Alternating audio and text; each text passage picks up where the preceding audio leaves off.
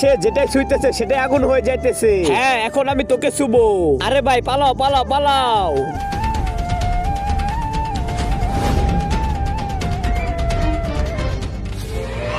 এই লোক না যেটাই ছুঁই আমি সব জানি, তার একটা অভিশাপ লেগেছে, সে যেটাই ছুবে সেটাই আগুন হয়ে যাবে। তো ঠিক করবো কেমন করে? সেটা ঠিক করতে হলে একটা জলপরীর কাছে যেতে হবে।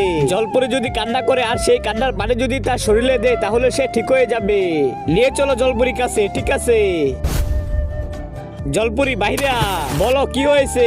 জলপরি আমরা তোমার কান্নার জল চাই, তুমি জল দাও। আমার কান্নার সময় নাই, আমার আজকে বিয়ে, চলে যাও। আরে আব্বে এটা তো চলে গেল। একটা বুদ্ধি আছে। কি? তুমি দাঁড়াও। বন্দুক? হ্যাঁ এই বন্দুক দিয়ে আমি জলপরীকে মজা দেখাবো, তাহলে জলপরি ভয় পেয়ে কান্না করে দিবে। তুই এটা করতে পারবি? হ্যাঁ দারুণ বুদ্ধি। ঠিক আছে চল।